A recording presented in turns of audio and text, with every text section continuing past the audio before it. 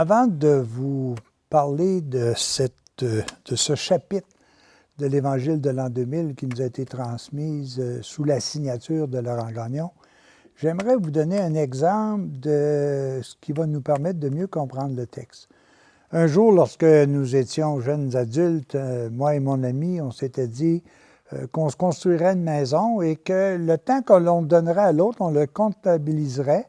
Et puis quand ce sera le temps de la deuxième personne de construire sa maison, on lui donnerait l'équivalent. Donc on s'était dit, mon ami Germain était le premier à construire, puis j'avais donné une vingtaine d'heures.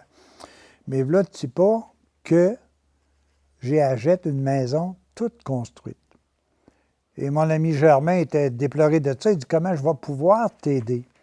Bien, je peux vous dire que sans que ça vienne de cet ami-là, la journée où j'ai déménagé, dans l'espace d'un avant-midi, il y avait 15 personnes qui sont venues faire les boîtes, nettoyer le logement, remplacer le tout dans la maison que je venais d'acheter et de faire en sorte que sur l'heure du midi, on était prêt à fêter.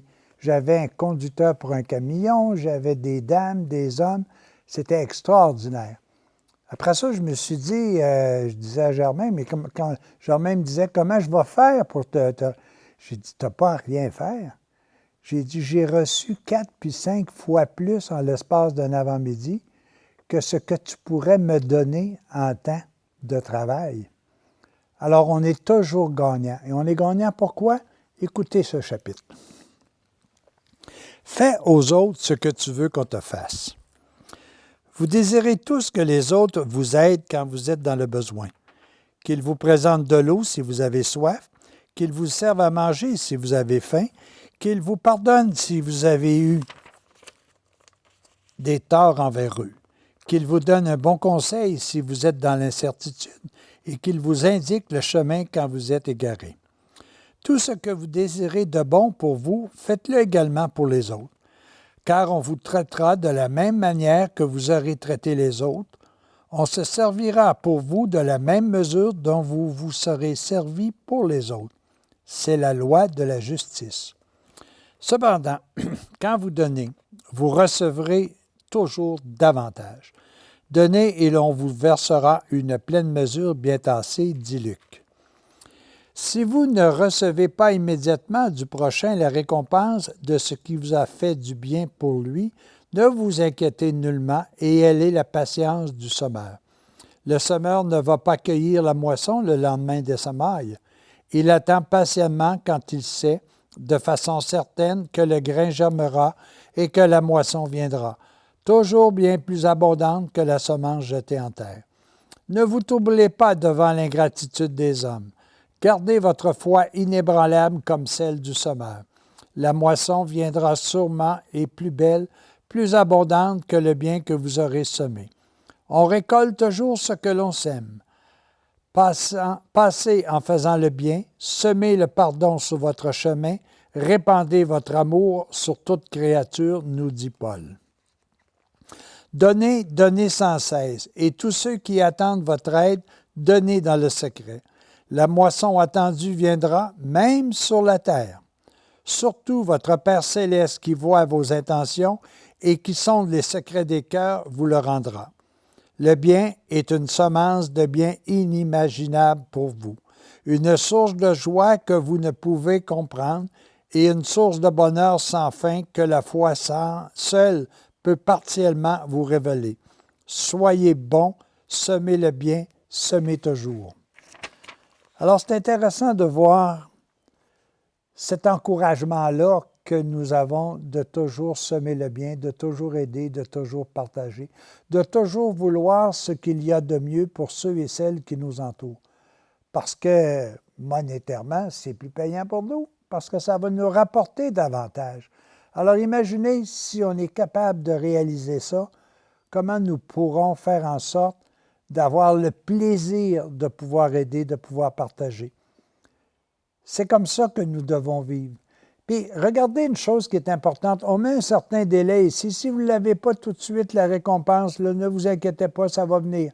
Mais dites-vous que dès que le semeur a semé son champ, il est déjà parfaitement heureux.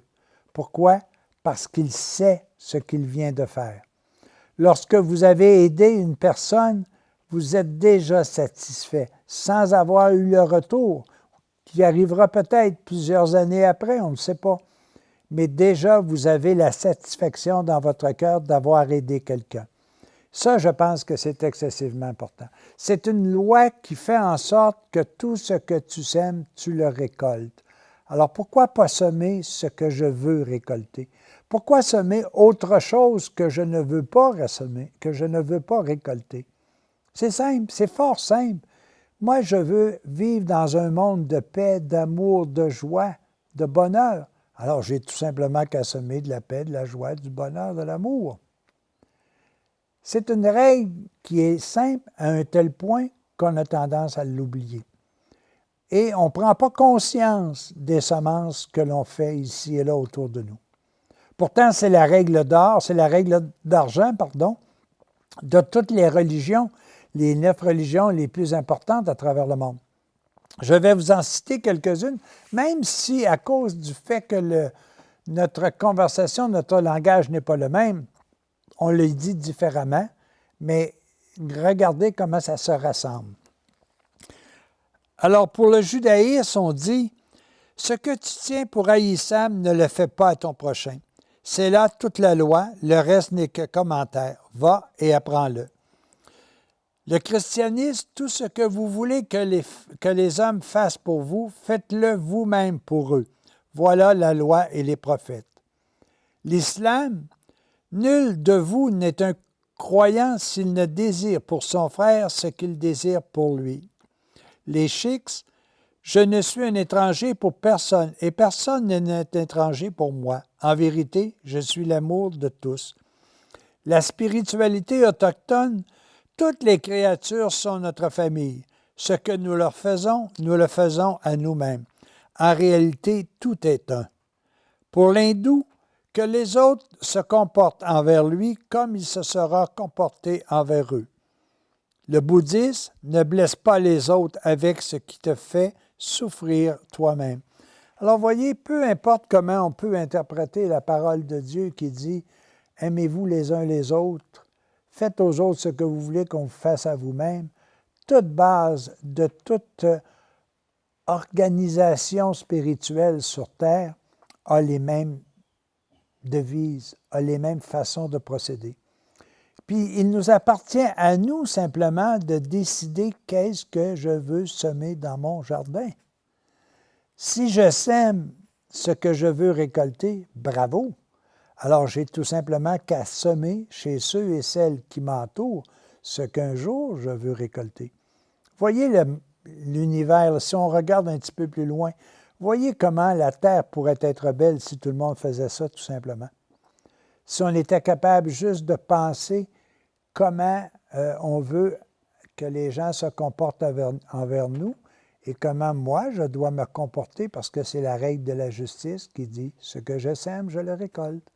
Alors, c'est le temps de faire vos jardins. Là. Regardez ce que vous mettez dedans. Regardez surtout ce que vous voulez recueillir plus tard. Alors ça, le temps vous permettra de vieillir dans cette connaissance-là, mais soyez toujours assurés que ce que vous semez, vous le récoltez. Donc, faites aux autres ce que vous voulez que l'on fasse à vous. Bonne journée, portez-vous bien.